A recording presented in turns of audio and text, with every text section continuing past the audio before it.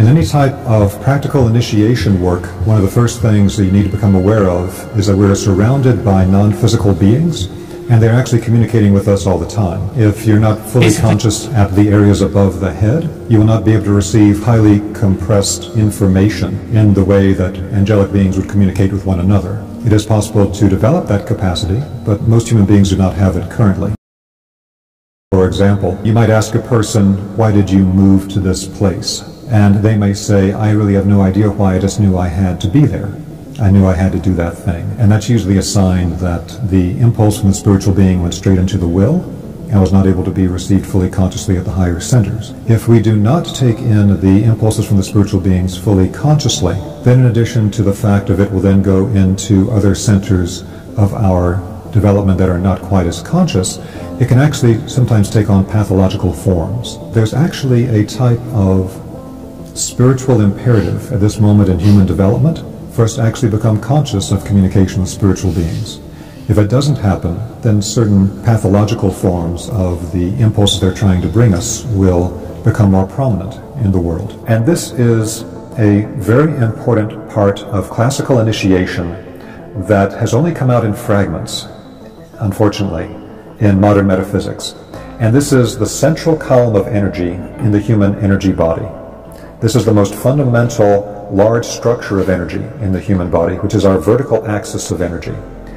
In earlier times, it was referred to as the column of glory, and I have a handout for you that gives you some of the tracing of this back into the Persian Manichaean tradition and some of the ways it's manifested with the Taoist and with the Himalayan tradition and with the Coptic tradition of Egypt, things of this kind. This is a very important central axis of energy in the human energy field, because once you're aware of the column and able to put your consciousness directly into some of the centers, particularly in the higher levels of the column, above the human head, it becomes much easier to directly perceive both the non-physical beings directly, as well as to perceive packed thought forms, which again is highly concentrated information that we can receive as a totality. And once you get to the point that you can actually perceive the packed thought forms, which is something that comes from developing the higher centers above the head, then this type of angelic communication becomes much easier and much more direct. This is something that's rarely talked about publicly, but it's something quite fundamental, and actually not that difficult to do for human beings today. In doing any type of spiritual development, meditative training, there's a balance between receptive meditation and active meditation. The problem being that in the modern world, most types of meditation taught by different teachers or schools are only one or the other, meaning that either you're taught a type of emptiness meditation like Zen or Vipassana or transcendental meditation, or on the other hand, you're taught a type of active meditation like creative visualization. Well, these are two opposite mind powers, and they're both absolutely essential.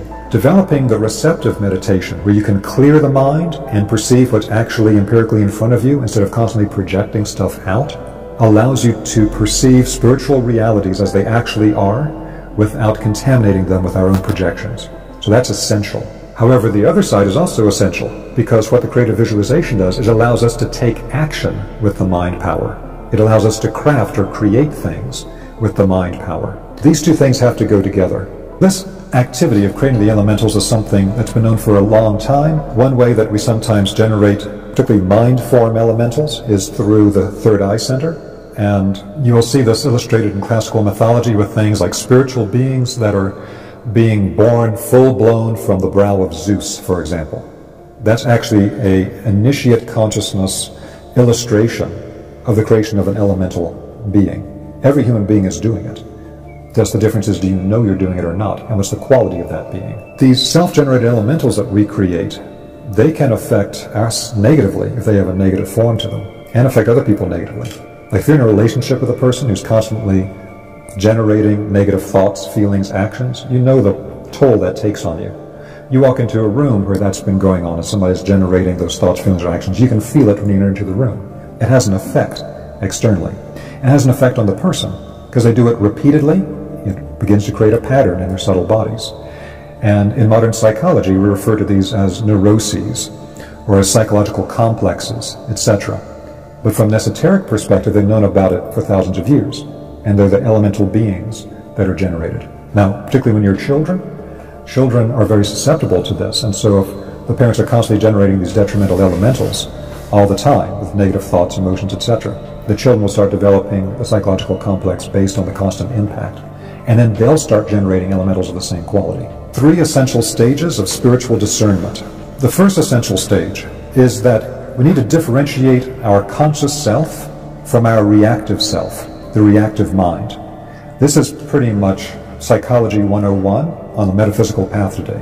Whenever people start to do any self-help work, this is what you do. You start to recognize when you're actually fully conscious and have free will versus the times that you've fallen into being triggered into a reactive mind state. And esoterically, many traditions talk about this, like the Gurdjieff work. In the work of Gurdjieff, he's always talking about people being asleep and falling asleep, and that you have to wake up, and that you have to practice what in his school is called particular practices of waking up and self-awareness and self-remembering. So self-remembering in the Gurdjieff school is where you remember to stay awake. You're observing yourself, and you don't just get triggered by somebody's tone of voice or what's going on in your environment to just act out in an animalistic form and not really be fully conscious. This is something that was part of the old mystery schools and has been brought into the modern world today as basic self-help psychology. When am I in a reactive mind state and just acting out my detrimental patterns? And when am I fully conscious and making a free choice? Because when you have an argument with your significant other, you know you can go into your reactive mind state and then it's just like 2 animals tearing at each other. Or you can be fully conscious and choose a more skillful way of responding. Everybody can do that. Everybody needs to do that. And then stage 3 is to differentiate what is the essential nature of the external spiritual being that's currently affecting my internal soul life. Now, stages 2 and 3 really should only be undertaken by persons who have a sufficient level of what we'll call spiritual structure and are fairly internally stable. If a person is already having a lot of psychological issues, they're on psychological medication, things of that kind, they should not enter into stages 2 and 3. And that's because these stages can be very destabilizing for them. Because one of the things that happens for everyone on a path of initiation is you begin to realize that a huge amount, for most people, the vast majority, of our internal life is not consciously self-generated. At the first stage, it's coming from our reactive mind patterns.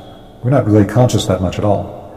And at the next level, we become aware of how much of it is actually coming from the influence of external beings. Again, for a person who does not have a good, stable psychological structure, to be aware that a lot of your internal thoughts, feelings, and actions are being triggered in you by an external being and not by yourself is extremely destabilizing.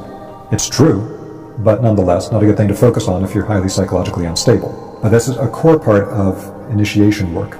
Then, that stage 3, with differentiating the essential natures of the external spiritual being. Because at stage 2, we differentiated, is that me generating that thought, feeling, or action? Or did it come from something outside influencing me, with a cord going into my field, or with a being moving through my field?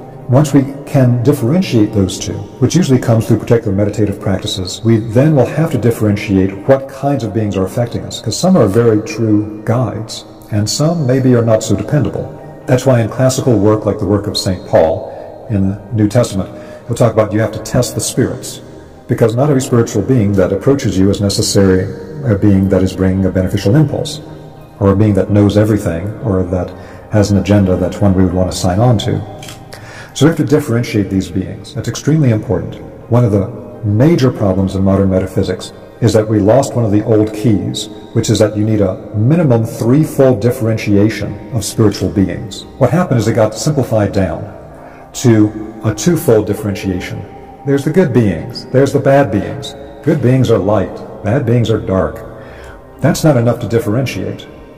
All kinds of people are approached by beings of tremendous light, but that doesn't mean that they're quote-unquote good. We have to change our thoughts about this whole good-bad dichotomy into something that has to do with actual balance. And that means a minimum 3-fold differentiation. For example, you have the Jewish Kabbalistic tradition, where they show you the tree of life. There's the middle pillar on the tree of life. It's the only one that goes all the way up to the top, to Keter, the crown, and all the way down to Malkut, the earth at the bottom. Then there's 2 side pillars. They don't go all the way up and down. One's the pillar of mercy and one's the pillar of severity. 2 opposite polarities, but the balance is in the center. Then you have the concept from the Tibetans of the middle path, the middle way. You can never achieve anything beneficial in the world by being part of one extreme or the other. You always have to take the middle way in Buddhism, because there's going to be beings of two opposite polarities. There's beings of tremendous light, but the light is blinding and it is distorting. It is leading to stages of spiritual illusion, not necessarily direct perception of spiritual realities. The other side, more dark side, is of beings connected to matter that try to make us believe spirit doesn't even exist. Or if we believe it does exist, then try to get us to have forms of spirituality that basically become black magic. The manipulation of spiritual forces other people don't understand, so you can manipulate other people for your own pleasure or self-aggrandizement. So have these two opposite polarities there. This is shown in the Christian tradition with the two thieves crucified either side of Christ. One inclines his head toward the Christ and says, "Take me with you into your Father's kingdom." And Christ says, "You'll be with me in my Father's kingdom tonight." Other one turns his face away from the Christ and rebukes and reviles him. And again, there's two opposite polarities here. They're both thieves.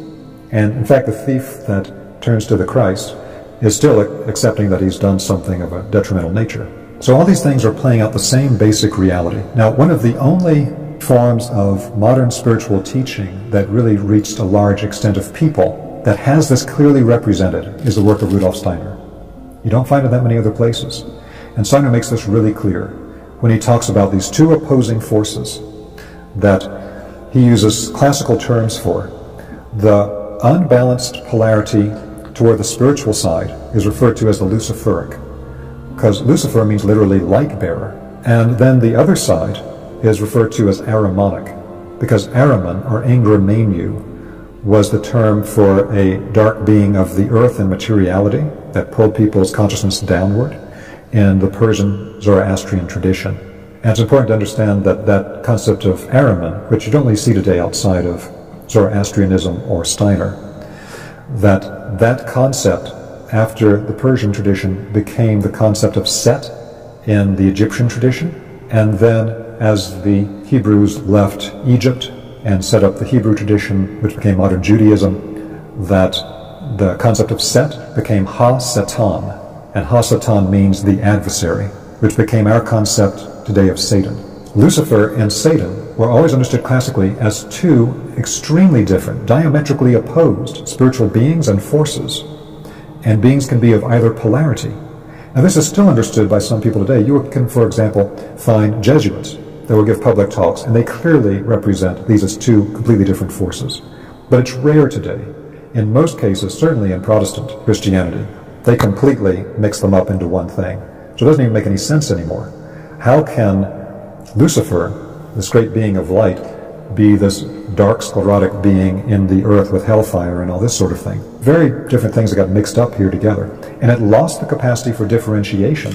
So now with people with a simple twofold dichotomy, very commonly will accept great beings of light that come as their guides and not differentiate out that actually they were being more of a Luciferic nature. And the thing is that it's a given on the spiritual path that both types of beings will be connecting to us and influencing us all the time.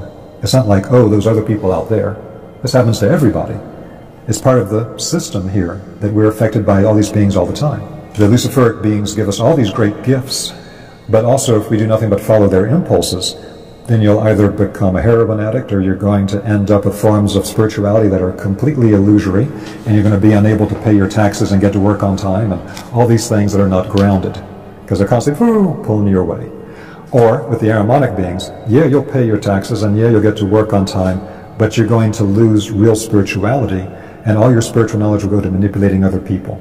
But these two opposed forces have to be distinguished from the beings of the center. That's the middle pillar in the Kabbalah. That's where the Christ is crucified in the image of Golgotha. That's where you have the middle path in Buddhism, where we have to have that minimum threefold differentiation to understand the beings that we're connecting with. Classical thing that happens is that when you start doing any spiritual path, one of the first beings that approach you strongly will always be Luciferic beings. We're all connected to Luciferic beings. And the first thing they're going to do is they're going to pump up your ego. And they're going to tell you, oh, now you're starting to remember, you're this incredible spiritual being. In fact, you're an incredible spiritual master. And they'll pump up your ego and get you all this ego inflation. And if you're not careful, they'll get you to think you're much more advanced than you really are. And then God knows where it goes from there. And it's not like, well, that just happens to those people, it happens to everybody. It's a particular challenge on the path that classically people knew that's one of the stages of the path. In the Rosicrucian tradition, they're referred to as the Christic beings, because Christ is some of the archetype of the middle pillar, connected to the Buddha in Buddhism, which is why you see the Vesika, the perfect balance between the two polarized circles, with the Buddha inside of it. In Judaism, Christianity, and Islam, also referred to as Michaelic beings, because Michael is the spiritual being referred to the most in the text of the three monotheistic traditions, other than God. That's a very high-level archangel with that particular force. So these are the three levels of the spiritual discernment. Differentiate your conscious mind from your reactive self, where somebody's tone of voice can just trigger you to go into an unconscious trance state and act out in a detrimental way. Stage 2, differentiate your conscious mind from an impulse coming from the outside, which may be beneficial, but nonetheless we need to know is something coming from the outside rather than inside. And stage 3, what exactly is the type of being approaching us from the outside? Because it could be a hierarchical being, it could be a being of an elemental nature coming from hierarchical beings, or it could be a being of elemental nature that we generated or generated by another person. So this is very simple level differentiations we're talking about.